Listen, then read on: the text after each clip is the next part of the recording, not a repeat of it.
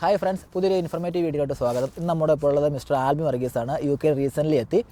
U കെയിലെ driving licence successfully പാസ്സായിരിക്കുകയാണ്. നമുക്ക് ആൽബിനോട് നമ്മുടെ പാസ്സായ വിശേഷങ്ങളൊക്കെ ചോദിച്ച് മനസ്സിലാക്കാം. ഹായ് ആൽബിൻ. ഹായ്. നമ്മുടെ പ്രേക്ഷകർക്ക് വേണ്ടി ഒന്ന് ഇൻട്രൊഡ്യൂസ് ചെയ്യാം. എൻ്റെ പേര് ആൽബിൻ. ഞാൻ ലിവർപൂളിൽ താമസിക്കുന്നു. നാട്ടിലെവിടെയാണ്? നാട്ടിൽ കോട്ടയം. നമ്മുടെ യു കെയിലെ ഡ്രൈവിംഗ് ലൈസൻസ് എടുക്കുക എന്നുള്ളത് ഭയങ്കര ഡിഫിക്കൽട്ട് ആയ ഒരു ടാസ്ക് ആയിട്ടാണ് എല്ലാവരും കരുതുന്നത്. അങ്ങനെയാണോ? എന്നെ സംബന്ധിച്ച് ഡിഫിക്കൽട്ട് ഉണ്ടായിരുന്നു. കാരണം ഞാൻ ഇന്ത്യ വണ്ടി ഓടിച്ച ആളാണ്. ഇവിടെ വന്നപ്പോൾ അതിൻ്റെതായ ബുദ്ധിമുട്ടുകൾ എനിക്ക് ആദ്യം ഉണ്ടായിരുന്നു. പിന്നെ റീസെൻ്റ്ലി ഓടിച്ച് വന്നപ്പോൾ അത് ഇന്ത്യയിൽ ഓടിക്കുന്ന അത് same road side, same right hand side തന്നെയല്ലേ യു കെ? ഓക്കെ, അതൊക്കെ സെയിം തന്നെയാണ്. പക്ഷേ ഇവിടുത്തെ റൂൾസ് നമ്മൾ ഒബേ ചെയ്യണം. ഇന്ത്യയിലെ ഡ്രൈവിംഗ് ലൈസൻസ് എടുക്കുന്നത് കഴിഞ്ഞും സിമ്പിൾ ആണോ യു കെയിൽ എടുക്കുക എന്നുള്ളത്? അത് ഫാർ ഡിഫറൻ്റ് ആണ്.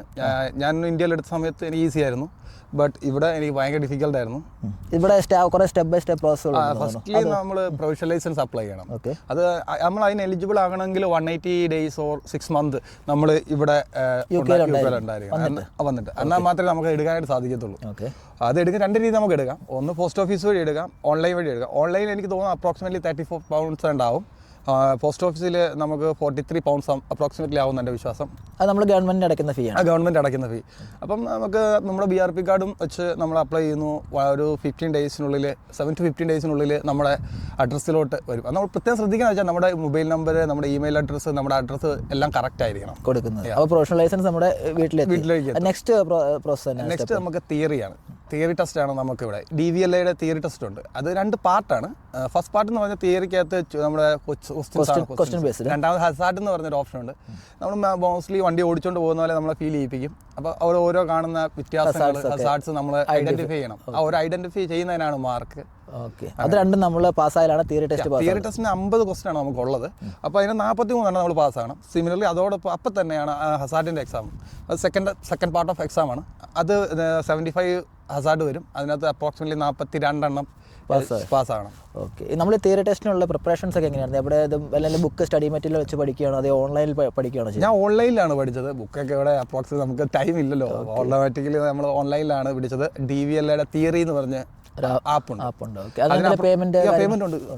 4.99 പെൻസ് അതുണ്ട്. £4.99 ഉണ്ട്. അത് കൊടുത്ത് നമ്മൾ ബൈ മേടിക്കുകയാണ്. അത് നമ്മൾ പാസ് ആകുന്നിടം വരെ നമുക്ക് യൂസ് ചെയ്തുകൊണ്ടേ. അതിനകത്ത് എത്ര ക്വസ്റ്റ്യൻസ് ഉണ്ട്? അതെല്ലാം തന്നെ പ്രാക്ടീസ് ആയിട്ട് പോയാൽ മാത്രമേ നമുക്കത് തിയറി ടെസ്റ്റ് ഈസി ആയിരിക്കുള്ളൂ. നമുക്ക് എത്ര പ്രാക്ടീസ് ചെയ്യാവോ അത്ര ഇമ്പ്രൂവ്മെൻ്റ് ആണ്.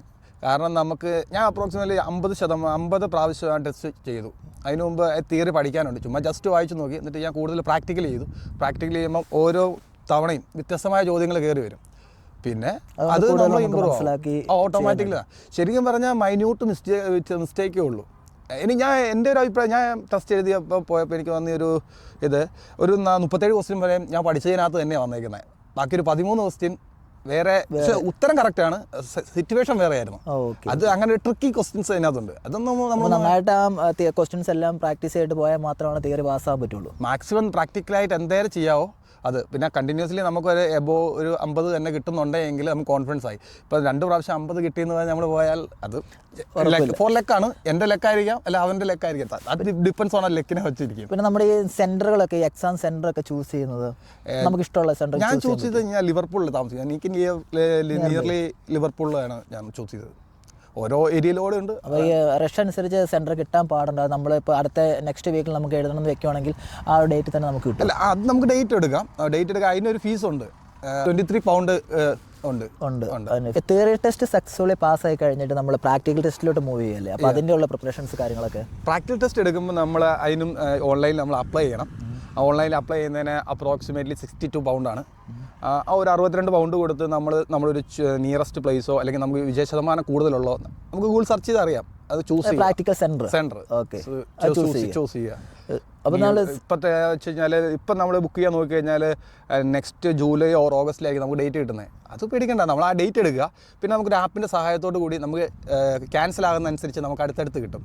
ഈ പ്രാക്ടിക്കൽ ടെസ്റ്റിന് പോകുന്നതിന് മുമ്പ് എന്തൊക്കെ കാര്യങ്ങളാണ് ശ്രദ്ധിക്കേണ്ടത്? ഫസ്റ്റ്ലി നമുക്ക് നല്ലൊരു ട്രെയിനർ എടുത്ത് പോവുക. നമ്മൾ ഇത്ര അവേഴ്സ് എല്ലാം ചെയ്യുവാണ്. ഇപ്പം നമ്മുടെ ട്രെയിനർ പറയും ഇന്ന് കോൺഫിഡൻസ് ആണ് എടുത്തോ എന്ന് പറയുവാണെങ്കിൽ അതായിരിക്കും ബെറ്റർ. അതുവരെ നമ്മൾ പ്രാക്ടീസ് ചെയ്യണം. ചെറിയ ചാർജേ ഉള്ളൂ. അത് നമ്മുടെ ഒരു ഫ്യൂച്ചർ ഇൻവെസ്റ്റ്മെൻറ്റിന് നമ്മൾ കൊടുക്കുന്ന ഒരു ചാർജായിട്ട് കാണുക. അതേ ഉള്ളൂ. ഞാൻ എടുത്തിട്ടില്ല. അതെൻ്റെ കോൺഫിഡൻസ് കൊണ്ടല്ല. ഞാൻ പിന്നെ 1 year വണ്ടി ഓടിച്ചുകൊണ്ട് ഏകദേശം ഒരു ധാരണയുണ്ട്. പിന്നെ നിയർലി എൻ്റെ ഫ്രണ്ട്സ് മിഥുനും അഭിനും കിട്ടിയെന്ന് പറഞ്ഞല്ലോ. അവർ കുറച്ച് ടിപ്സ് എനിക്ക് പറഞ്ഞു. ട്രെയിനറുടെ വണ്ടിയിലാണ് പോകുന്നതെങ്കിൽ അതിനകത്ത് എല്ലാ എക്യുപ്മെൻറ്റ്സും കാണും. ഓക്കെ. അതർവൈസ് നമുക്ക് നമ്മുടെ വണ്ടി യൂസ് ചെയ്ത് ഇവിടെ ലൈസൻസ് എടുക്കാം. അപ്പോൾ അതിന് നമ്മുടെ ഇൻഷുറൻസ് കറക്റ്റ് ആയിരിക്കണം, റോഡ് ടാക്സ് കറക്റ്റ് ആയിരിക്കണം, 4 വീല് 1.6 mm മേളിലുണ്ടായിരിക്കണം. ഒരു മിറർ നമുക്ക് സെൻട്രൽ മിറർ ഉണ്ട്. സൈഡിൽ നമ്മുടെ ഇൻസ്ട്രക്ടറിന് കാണാനായിട്ട് ഒരു മിററും കൂടെ വേണം. അത് നമ്മൾ എക്സ്ട്രാ നമ്മൾ കയ്യിരിക്കണം. അത് നമുക്ക് ഹാൾഫോർഡിൽ നിന്ന് മേടിക്കാൻ കിട്ടും. 7 പൗണ്ടോ 5 പൗണ്ട്സ് ആണ്ടേ ഉള്ളൂ. ഇവിടെ UK 3 വർഷം ഡ്രൈവിംഗ് ലൈസൻസ് പൂർത്തിയാക്കിയ ഒരാൾ നമ്മുടെ വേണം. സിമിലർലി നമ്മുടെ പ്രൊവിഷണൽ ലൈസൻസ്, അതാണ് ഇമ്പോർട്ടൻറ്റ് ഡോക്യുമെൻറ്റ്സ് എന്ന് പറയാനുള്ളത്. അത് നമുക്ക് അവിടെ കൊടുക്കണം. ഇവൻസ് നമ്മളവിടെ സബ്മിറ്റ് ചെയ്യുമ്പോൾ നമ്മുടെ എക്സാമിനർ വന്ന് നമ്മുടെ പേര് വിളിക്കുമ്പം നമ്മൾ അവരുടെ അടുത്ത് ചെല്ലുന്നു, അവരുടെ നമ്മുടെ പ്രൊവിഷണൽ ലൈസൻസ് കൊടുക്കുന്നു, അവർ ചെക്ക് വെരിഫൈ ചെയ്യുന്നു. അപ്പം അവർ നമ്മളോട് ചോദിക്കും മൊബൈൽ നമ്പർ ഇമെയിൽ നമ്പറും കറക്റ്റ് ആണോ, വണ്ടിക്ക് ഇൻഷുറൻസ് ഉണ്ടോ, ടാക്സ് ഉണ്ടോ എന്നെല്ലാം ചോദിക്കും. അപ്പം നമ്മൾ ഓക്കെ എന്ന് പറഞ്ഞു കഴിയുമ്പോൾ അവിടെ ഒരു ഒപ്പിടിച്ചിട്ട് നമ്മൾ വണ്ടിയിലോട്ട് ഇറങ്ങുകയാണ്. ഇതിലോട്ട് ഇറങ്ങിയ ശേഷം നമ്മൾ ഒരു നിശ്ചിത അകലത്തിൽ നിർത്തിയിട്ട് ഒരു വണ്ടിയുടെ നമ്പർ പ്ലേറ്റ് വായിപ്പിക്കും, വിസിബിലിറ്റി ചെക്ക് ചെയ്യാനായിട്ട്. അത് കഴിയുമ്പോൾ അവർ വന്നിട്ട് നമ്മുടെ 4 വീലിൻ്റെ ടയർ ചെക്ക് ചെയ്യും, 1.6 mm കൂടുതലുണ്ടോ എന്ന് നോക്കിക്കൊണ്ട് ചെക്ക് ചെയ്യും. അത് കഴിഞ്ഞ ശേഷം അവർ എന്നോട് ടെൽമി ഷോമി ക്വസ്റ്റ്യൻസ് ഉണ്ട്, കുറച്ച് പാറ്റേൺ ക്വസ്റ്റ്യൻസ്. അത് കഴിഞ്ഞിട്ട് എന്നോട് പറഞ്ഞു വണ്ടിക്കകത്ത് കയറി ഇരുന്നിട്ട് സീറ്റ് ബെൽറ്റ് ഇട്ട് വണ്ടി സ്റ്റാർട്ട് ആയിക്കോളാൻ പറഞ്ഞു. അപ്പോൾ എക്സാമിനർ വന്ന് നമ്മളോട് കയറും. ഓക്കെ. എന്നിട്ട് അവർ ക്യാമറയുണ്ട്. എന്നിട്ട് വണ്ടിക്കകത്ത് കയറി കഴിഞ്ഞപ്പോൾ എന്നോട് ചോദിച്ചു, കുറേ കാര്യങ്ങൾ പറഞ്ഞു, ഇന്ന കാര്യങ്ങൾ നമ്മൾ ചെയ്യണമെന്ന്. എക്സാമ്പിൾ എന്ന് പറയുകയാണെങ്കിൽ വണ്ടി ഓടിക്കുമ്പോൾ ഞാൻ ബ്രേക്ക് ഇടാൻ പറയും, ഓൺ അടിക്കാൻ പറയും, നമ്മൾ കാണിക്കണം. എന്നിട്ട് പറഞ്ഞു റെഡി ആണെങ്കിൽ വണ്ടി എടുത്തോളാൻ പറഞ്ഞു. അപ്പം അതിനകത്ത് 45 മിനിറ്റ് നമ്മൾ വണ്ടി ഓടിച്ച് കാണിക്കണം. ആ 45 മിനിറ്റിനകത്ത് 30 മിനിറ്റ് നാവിഗേഷൻ ഉണ്ട്. ബാക്കി 15 മിനിറ്റ് അവർ തരുന്ന ഇൻസ്ട്രക്ഷൻ വെച്ച് നമ്മൾ ഓടിക്കണം. ബോർഡ് നോക്കി 2 രീതിയിലുണ്ട്. ഒരു പ്ലേസിലോട്ട് നമ്മളോട് വണ്ടി ഓടിച്ച് പൊക്കോളാൻ പറയും, നെയിൽ ബോർഡ് കണ്ടുകൊണ്ട്. സെക്കൻഡിലുണ്ട് അവർ പറഞ്ഞു തരും. ഞാൻ പോയടുത്ത് പറഞ്ഞു തരുമായിരുന്നു, അടുത്ത എൻ്റെ ചെല്ലുമ്പോൾ ലെഫ്റ്റ് അല്ലെങ്കിൽ റൈറ്റ് എന്ന് അവർ പറയുമായിരുന്നു. അതിന് ഇച്ചിരി ഈസി ആയിട്ട് തോന്നി.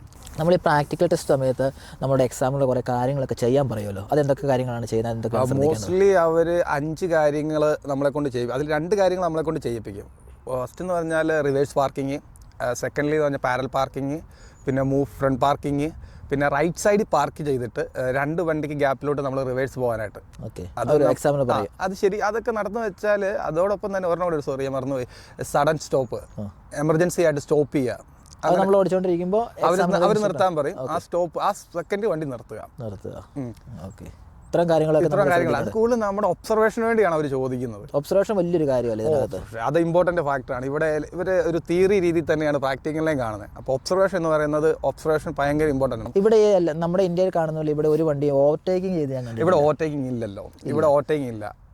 ചാൻസ് പറഞ്ഞാൽ ബസ് പാർക്ക് ചെയ്തേക്കുവാണെങ്കിൽ മാത്രമേ നമുക്ക് ഓവർടേക്ക് ചെയ്യാൻ പറ്റുള്ളൂ. പിന്നെ എല്ലാ റോഡ്സിനും ഓരോ സ്പീഡ് ലിമിറ്റ് ഉണ്ടല്ലേ? സ്പീഡ് ലിമിറ്റ് ഇമ്പോർട്ടൻറ്റ് ഫാക്ടറാണ്. കൂടുതൽ അവർ ഈ 20-ലാണ് കൊണ്ടുപോകുന്നത്. 20, 30, 40, 50, 60, 70 വരെ കൊണ്ടുപോകുന്നിടത്തുണ്ട്. ഞാൻ എന്നെ 60 വരെ കൊണ്ടുപോയായിരുന്നു. ഈ പ്രാക്ടിക്കൽ ടെസ്റ്റിന്റെ റിസൾട്ട് അന്ന് തന്നെ അറിയോ, എക്സാം കഴിയുന്ന ദിവസം തന്നെ അറിയോ, വെയിറ്റ് ചെയ്യേണ്ടി വരുമോ? വേണ്ട, നമുക്ക് നമ്മൾ സെൻട്രൽ വണ്ടി പാർക്ക് ചെയ്ത് എഞ്ചിൻ ഓഫ് ചെയ്യുമ്പോഴേ നമുക്ക് റിസൾട്ട് അറിയാൻ പറ്റും, പാസ് ഓർ ഫെയിൽ എന്ന് അറിയാനായിട്ട്. റിസൾട്ടിന്റെ ഒപ്പം തന്നെ നമുക്കുണ്ടായ മിസ്റ്റേക്സുകൾ മൈനർ ഉണ്ട്, മേജർ ഉണ്ട്. 15 മൈനർ മിസ്റ്റേക്കും 1 മേജറുമാണ് ഇതിനകത്ത് പറയുന്നത്. മേജർ വന്നാൽ നമ്മൾ തോറ്റു. 2 മൈനർ മിസ്റ്റേക്ക് സെയിം തന്നെ റിപ്പീറ്റ് വരുവാണ്, അത് മേജറായി. അത് നമ്മുടെ ഒബ്സർവേഷൻ്റെ കുറവുകൊണ്ടാണ്. UK ഒരുപാട് പേർ ഡ്രൈവിംഗ് ലൈസൻസ് എടുക്കാനായിട്ട് നിൽക്കുന്നുണ്ട്. അവർക്ക് എന്തൊക്കെ അഡ്വൈസ് ആണ് കൊടുക്കാനുള്ളത്? ഏതൊക്കെ രീതിയിൽ ഫോളോ അപ്പ് ചെയ്യണം ഈ ഡ്രൈവിംഗ് ലൈസൻസ് കിട്ടാനായിട്ട്? എന്തൊക്കെ കാര്യങ്ങളാണ് ഫോളോ അപ്പ് ചെയ്യുക? അവർ ഫസ്റ്റിൽ പറഞ്ഞാൽ പ്രൊവിഷണൽ ലൈസൻസ് എടുക്കുക, 180 ഡേയ്സ് കഴിഞ്ഞാണെങ്കിൽ. സെക്കൻഡ്ലി തിയറി ടെസ്റ്റ് എടുക്കുക. അത് കോൺഫിഡൻസ് ഉണ്ടെങ്കിലും മാക്സിമം പഠിച്ചിട്ട് ഉറപ്പായിട്ട് ആപ്പ് വഴി പഠിക്കുക. കാരണം തിയറി ആപ്പ് DVLയുടെ പഠിച്ച് ഇമ്പ്രൂവ് ആകുക, എഴുതുക. അതുപോലെ തന്നെ തിയറി പ്രാക്ടിക്കൽ ടെസ്റ്റിന് പോവുക. നല്ലൊരു ട്രെയിനറുടെ കീഴിലൊന്ന് പോവുക. എന്താണ് ചെയ്യേണ്ടതെന്ന് ട്രെയിനർ പറഞ്ഞു തരും. അത് കേട്ട് ഇമ്പ്രൂവ് ആകുക, ഡ്രൈവ് ചെയ്യുക, കോൺഫിഡൻസോടെ ഡ്രൈവ് ചെയ്യുക, കയറി വരിക. ഓൾ ദി ബെസ്റ്റ് ഫോർ എല്ലാം. Thank you so much.